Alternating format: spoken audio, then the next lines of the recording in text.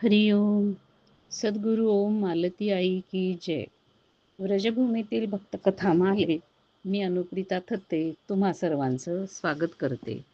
या कथामालेतली 90वी कथा आज आपण ऐकणार आहोत.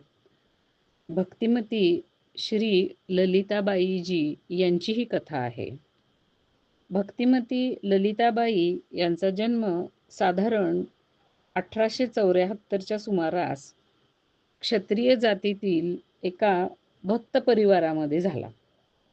10 वर्षाची असतानाच त्या काळच्या रीतीप्रमाणे त्यांचा विवाह झाला. पण दुर्भाग्याची गोष्ट अशी की 12व्या वर्षीच त्यांना वैधव्य आलं.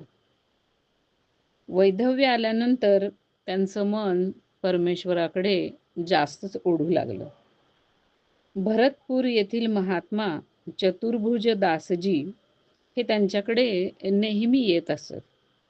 ते सीतारामाचे उपासक होते. ललिताबाईंनी त्यांच्याकडे अनुग्रह मागितला. पण चतुर्भुजदास बाबाजींना हे जाणवलं होतं की हिच्या मनामध्ये राधाकृष्णाच्या भक्तीचे संस्कार आहेत, म्हणून त्यांनी स्वतः अनुग्रह दिला नाही, तर जयपूरचे शुक संप्रदायातील श्री स्वामी सरसमाधुरीजी शरणजी यांच्याकडून त्यांना दीक्षा देवविली. भक्तीचे संस्कार तर त्यांच्या मनामध्ये पहिल्यापासूनच होते.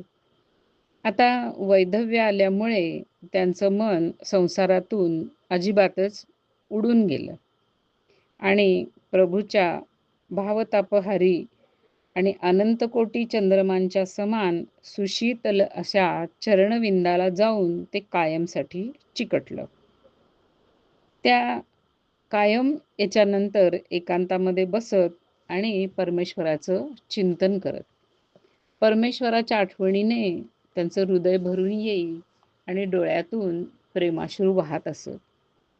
भावपुष्पांनी मनोमन त्या सतत परमेश्वराची पूजा करत असत. घरातील लोकांमध्येही त्या तेवढंच मिसळत की जेवढं काही अगदी आवश्यक आहे. त्यांची ही अवस्था पाहून मातापित्यांना वाटत असे की अकाली वैधव्य आलेलं असल्यामुळं ही आपली लाडकी लेक अशी दुःखी असते. हिला काहीतरी आता विरंगुळा म्हणून आपण बदल घडवला पाहिजे. या ललिताबाईंची एक आत्या होती आणि ती आत्या वृंदावन येथे जाऊन राहत होती. बरेच वर्षांपासून त्या वृंदावन येथे राहत होत्या आणि त्याही अशाच देवभक्त कृष्ण भक्त होत्या. रंगजीच्या मंदिराच्या पाठीमागे हरदेवजीचं मंदिर आहे, ते त्यांचं गुरुस्थान होतं. तिथं त्या राहत असत. आई वडिलांना असं वाटलं की काही दिवस आपण हिला वृंदावनला घेऊन जाऊ, म्हणजे हिला जी कृष्ण भक्ती आवडते तर हिचं मन तिथे जाऊन रमेल, काहीतरी बदल घडेल आणि ही जरा ताजीतवानी होईल. या विचाराने ललिताबाईंना एक दिवस त्यांची आई म्हणाली की तुला तिजेच्या वेळेला तिजेचा एक उत्सव असतो बरसाना येथे, तिथे आपण घेऊन जाऊ. तिथे श्रीजींच्या म्हणजे राधाराणीच्या झुल्याचं दर्शन करू. तिथे झुल्याचा महोत्सव असतो आणि मग काही दिवस आत्याकडे वृंदावन येथे राहू. ललिता हे ऐकून अतिशय आनंदित झाली. पण तिजेचा महिना म्हणजे तिजेची तारीख यायला अजून एक महिना होता. हे ठरल्यापासून ती एक एक दिवस जणू काय मोजू लागली. जसे जसे दिवस जात होते तसे तसे या श्रीजीच्या झुल्याचा महोत्सव पाहण्याची ललिताची लालसा वाढतच होती.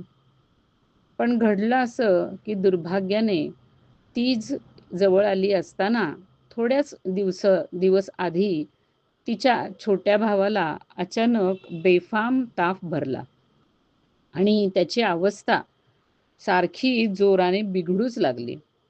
आई वडिलांना फारच काळजी वाटली आणि अर्थातच बरसाना येथे यात्रेला जाण्याचा विचार त्यांना सोडावा लागला. तिजेचा दिवस आला.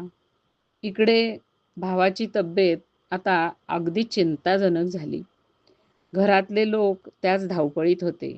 डॉक्टर आणि वैद्य यांचं सारखं येणं जाणं चालू होतं.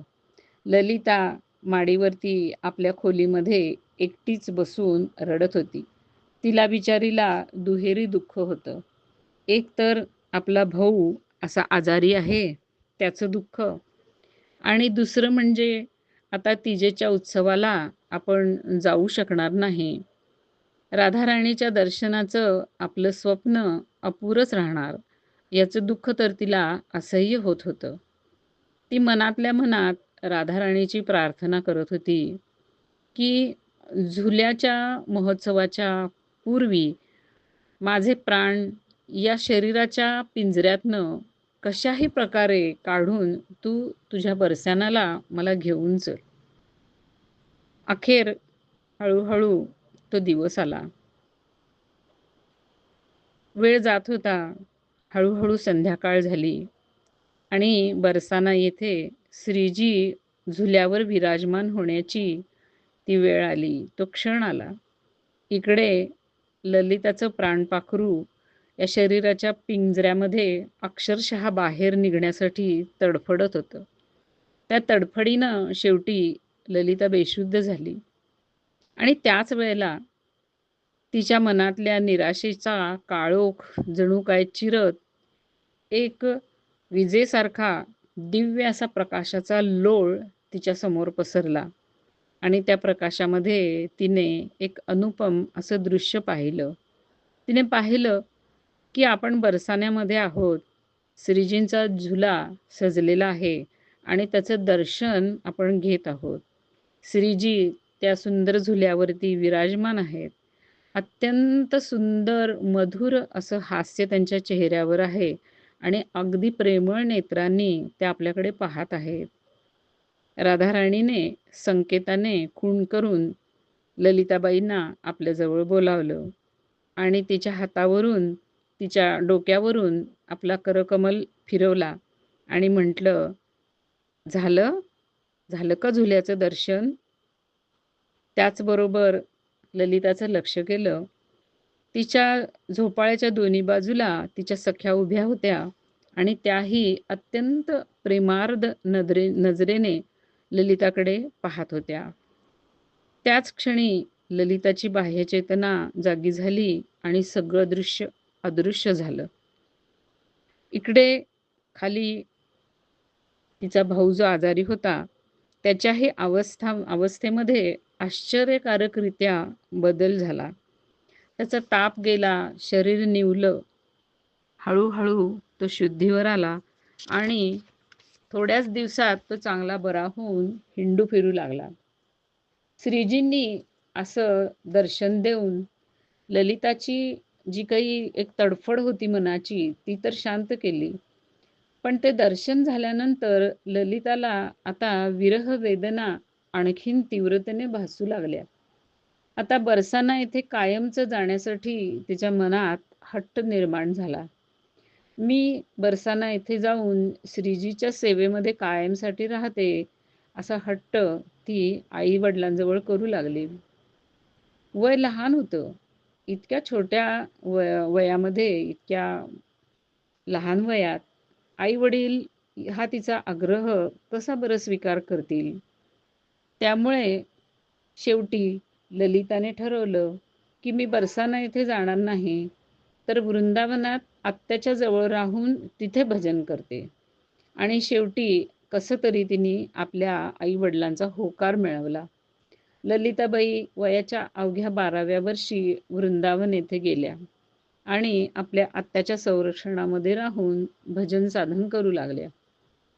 काही दिवस असेच मजेत गेले. मग आत्याला राधाराणीचं बोलावणं आलं. त्याच्यानंतर आपल्या वयाच्या प्रौढावस्थेमध्ये ललितादेवी बरसाना येथे राहायला गेल्या. तिथे त्या 11 वर्ष राहिल्या आणि अखंड श्रीजींची, म्हणजे राहिल्या पुढे, पण श्रीजींची फूलशृंगार सेवा त्यांनी अखंड 11 वर्ष केली. त्या रोज दूर जात जिकडून-तिकडून जिथून मिळतील तिथून वेगळ्या प्रकारची फुलं निवडून गोळा करून आणत आणि श्रीजींच्यासाठी फुलांची आभूषणं तयार करत असत. एकदा फुलं मिळायलाच उशीर झाला.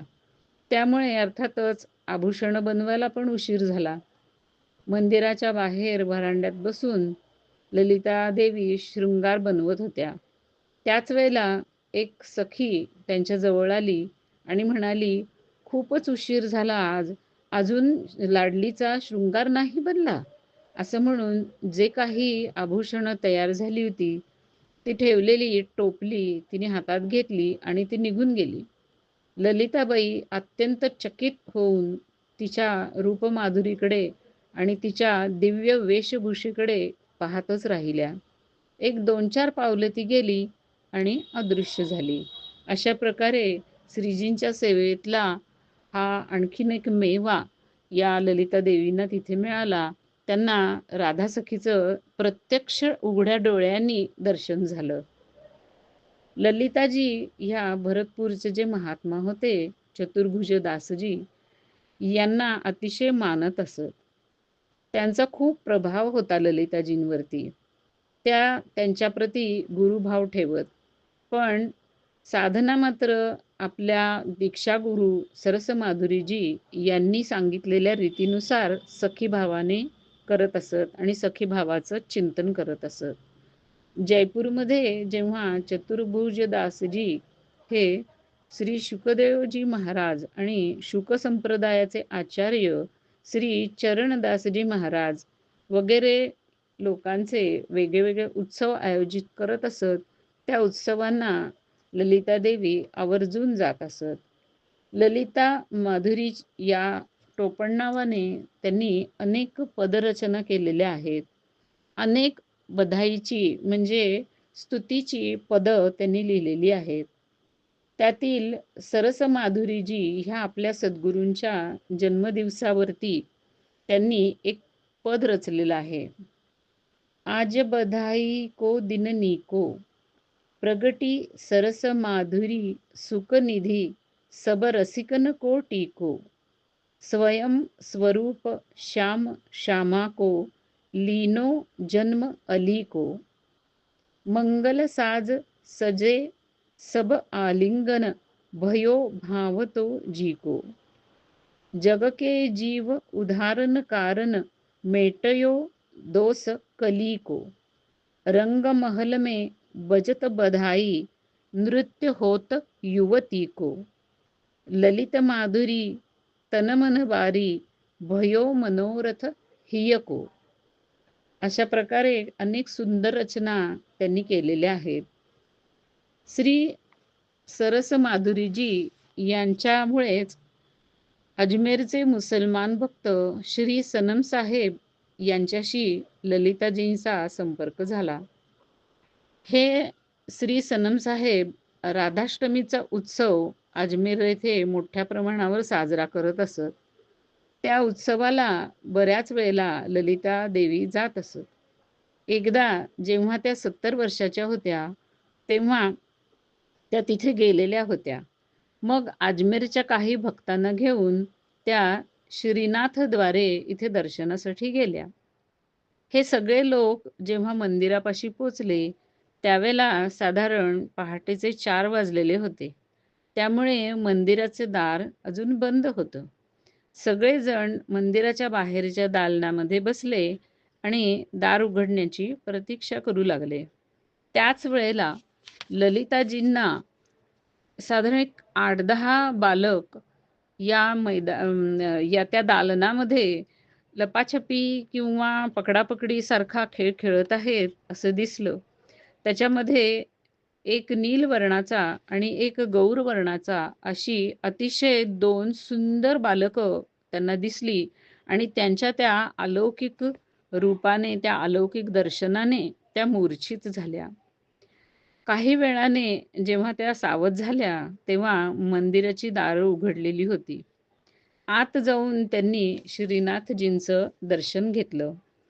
त्या जेव्हा दर्शन घेत होत्या, त्याच वेळेला एका बालकाने मागून येऊन त्यांच्या खांद्यावरती हात ठेवला आणि म्हटलं, "देख, मैं कितना सुंदर हूँ." ललिताबाईंनी आपली मान वळवली, तेव्हा नीलवर्णाचा अत्यंत सुंदर बालक त्यांना आपल्याजवळ उभा असलेला दिसला.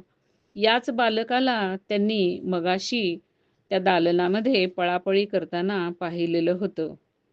तो त्यांच्या पाठीमागे उभा राहून त्यांच्याकडे अत्यंत मिश्किल नजरेने पाहत खूप गोड हसत होता. तो खरोखरी अतिशय सुंदर होता. त्याला पाहताच ललिताजींनी त्याला स्पर्श करण्यासाठी आपला हात पुढे केला.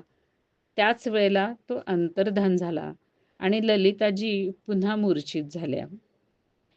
अशी ही राधाकृष्ण आणि त्यांचे जे परिकर यांच्याबरोबरची लपाछपी ललिताजींच्या बरोबर नंतर सुद्धा खूप दिवस होत राहिली.